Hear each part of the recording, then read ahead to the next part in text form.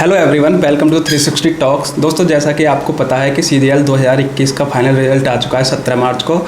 तो हमारे साथ हैं CGL टॉपर्स जिनका रैंक आया है 35, किशन सर। तो हम इनसे बात करेंगे और जानेंगे इनकी क्या स्ट्रेटजी थी, कैसे इन्होंने ये रैंक हासिल की, कोचिंग का सहारा लिया है, सेल्फ स्टडी, कौन सी बुक लिस्ट पढ़ी, तो तमाम सारी बातें डिटेल में डिस्कस करेंगे।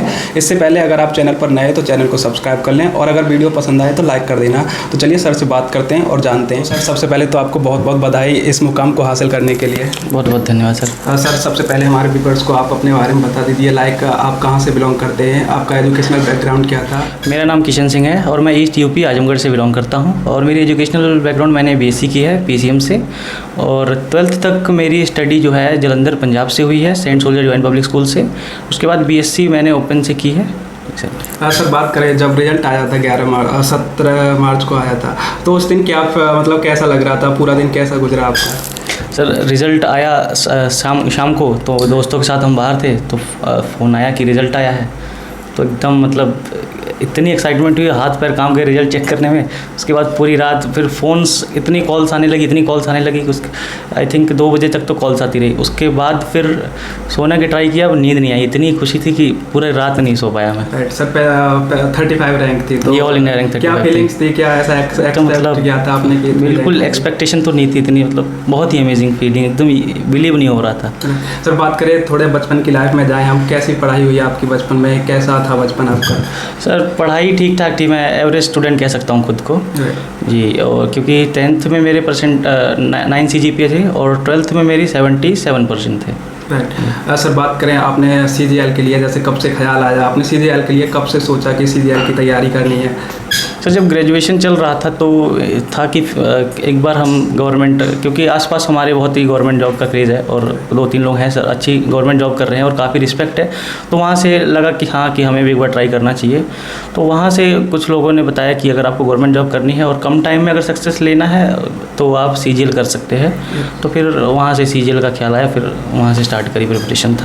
जब मैं फर्स्ट ईयर में था तब कोचिंग मैंने एनरोल किया था, KD कैंपस नाम के कोचिंग, वहाँ से एनरोल किया था।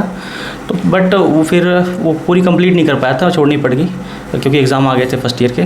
तो उसके बाद से फिर मैंने सेल्फ स्टडी करी है। हाँ सर, जैसे आपने बताया KD कैंपस आपने कोचिंग ज्वाइन किया, तो आपके लिए कितना हेल्पफुल रहा कोचिंग? ये काफ़ी हेल्पफुल रहा था, काफ़ी मतलब सब्जेक्ट्स में मुझे वहाँ से एक डायरेक्शन मिली। उसके बाद से मैंने फिर सेल्फ स्टडी की, जैसे मैथ्स वगैरह में काफ़ी हेल्प मिली, वहाँ से रीजनिंग से हेल्प मिली, ऑफकोर्स इंग्लिश से हेल्प मिली, क्योंकि नीतू मैम है इंग्लिश के लिए काफ़ी फेमस और उनकी बुक भी काफ़ी हेल्पफुल रही मुझे जी।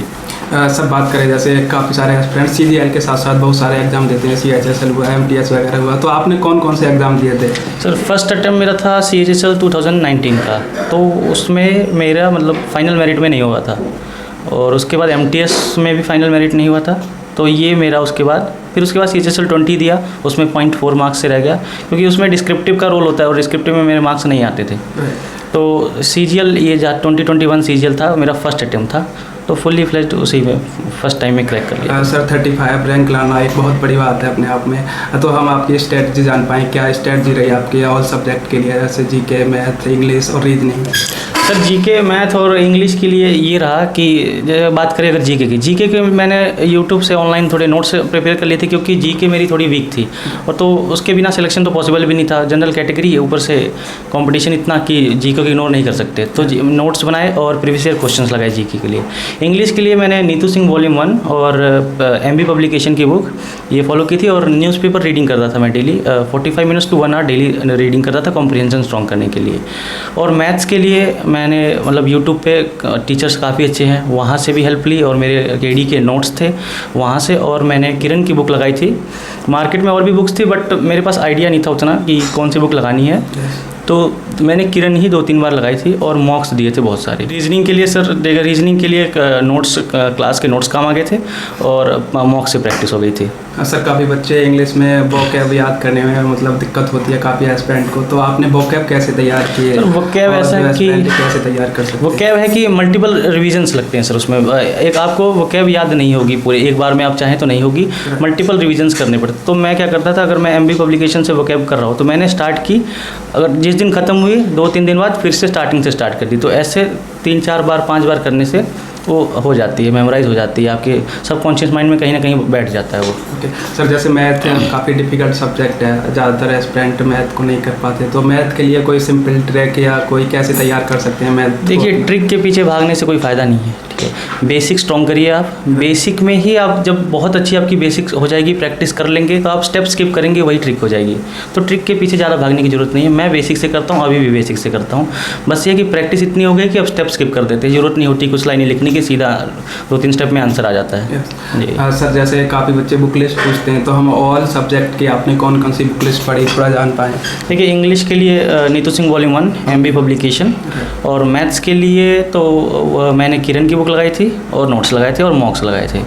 और जीके के लिए यूट्यूब से नोट्स प्रिपेयर किए थे और किरण की प्रीवियस ईयर क्वेश्चंस बुक लगाई थी। रीजनिंग के लिए कोई बुक नहीं लगाई सर, रीजनिंग के बस मॉक से हो गए थे। ओके सर, बात करें आपको कितना समय लग गया CGL फाइनल ये रैंक हासिल करने के लिए? कब से आपने सीरियस पढ़ाई स्टार्ट की थी CGL के लिए? सर, सीरियस पढ़ाई तो मेरी 3rd ईयर से स्टार्ट हुई थी, जब मैं 3rd ईयर में था अब ग्रेजुएशन के। तो तब मेरी प्रिपरेशन सीरियस स्टार्ट हुई थी, और नेक्स्ट ईयर ग्रेजुएशन हुई, डिग्री मिली, उसके बाद से फॉर्म निकला, फिल किया, फिर क्रैक हो गया। सर बात करें अब क्या फीलिंग्स है, कैसा लग रहा है आपको अब? बस सर, जब से रिजल्ट आया है एंजॉय कर रहे हैं फुल, मतलब बहुत मज़े आ रहे हैं, एकदम बदल गई है दुनिया सारी। सर थोड़ा हम जान पाएँ आपका फैमिली बैकग्राउंड कैसे, पापा क्या करते हैं, खेती वगैरह या? सर, पापा मेरे एक सिविल इंजीनियर हैं जी, प्राइवेट जॉब है उनकी, और मम्मी हाउस वाइफ है। मम्मी और पापा दोनों का फुल सपोर्ट रहा स्टार्टिंग से ही।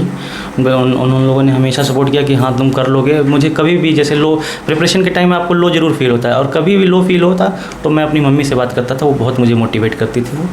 जी सर, बात करें ऑल ओवर जर्नी के, अब रैंक हासिल कर लिया आपने 35, तो ऑल ओवर जर्नी आपकी कैसी रही, किन किन समस्याओं को आपका सामना करना पड़ा? सर, समस्या मुझे बस एक हो रही थी कि डिस्क्रिप्टिव में मार्क्स नहीं आ रहे थे, तो उसी वजह से मेरा सिलेक्शन CHSL और MTS में नहीं हो पा रहा था। और बट फिर होपफुली लास्ट में CGL में जब ज़रूरत थी तो मार्क्स आ गए। तब भी एवरेज से फर्स्ट टाइम आई थिंक मेरे एवरेज से ऊपर मार्क्स आए थे। एवरेज था इस बार 48 और मेरे 50 मार्क्स आए आउट ऑफ 100 डिस्क्रिप्टिव में।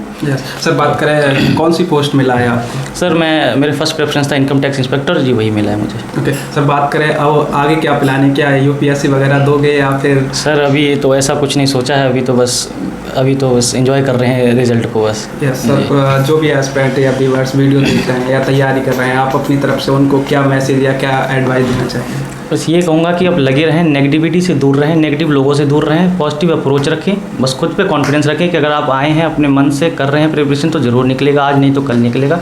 पेशेंस रखें, क्योंकि गवर्नमेंट जॉब में पेशेंस चाहिए होता है, परसिवरेंस चाहिए होता है। बस यही कहूँगा, लगे रहें। सर मेरा एक लास्ट क्वेश्चन, और जैसे काफ़ी बच्चे हैं, जैसे आपका कोई प्लान नहीं है लेकिन कुछ एस्पिरेंट है आगे को और भी तैयारी करना चाहते हैं, तो कौन सी ऐसी पोस्ट है CGL में, जैसे बहुत सारी पोस्ट हैं जिसमें टाइम मिल सकता है तैयारी करने को लिए, जैसे कमेंट करते हैं काफ़ी बच्चे? अगर आपको फ्यूचर प्रिपरेशन करनी है तो अगर गवर्नमेंट जॉब लेके CGL के थ्रू तो आप CSS ले सकते हैं, और इनकम टैक्स में भी ऑफकोर्स टाइम मिल जाता है, और DA पोस्ट है, बहुत सी पोस्ट है जिसमें टाइम मिल जाता है। तो अपने इंटरेस्ट के अकॉर्डिंग आप लोग सर्च कर सकते हैं, रिसर्च कर सकते हैं पोस्ट पे, तो आप सिलेक्ट कर सकते हैं। Okay sir, thank you so much, आपसे बात करके बहुत अच्छा लगा, और आपने जो अपना कीमती समय दिया इसके लिए बहुत बहुत धन्यवाद। Thank you sir. Once again आपको बहुत बहुत बधाई इस मुकाम को हासिल करने के लिए। Thank you sir, thank you so much. तो दोस्तों, ये थी कुछ बातें जो सर से हमने डिस्कस करी, और आई होप आपको पसंद आई होंगी। पसंद आई हो तो वीडियो को लाइक, और चैनल पर पहली बार आए हो तो चैनल को सब्सक्राइब, और अगर आपका कोई क्वेश्चन हो तो कमेंट बॉक्स में लिख सकते हो, हम उसका नेक्स्ट इंटरव्यू में आंसर देने की कोशिश करेंगे। इस वीडियो में बस इतना ही, मिलते हैं किसी नेक्स्ट वीडियो में, तब तक के लिए जय हिंद, जय भारत।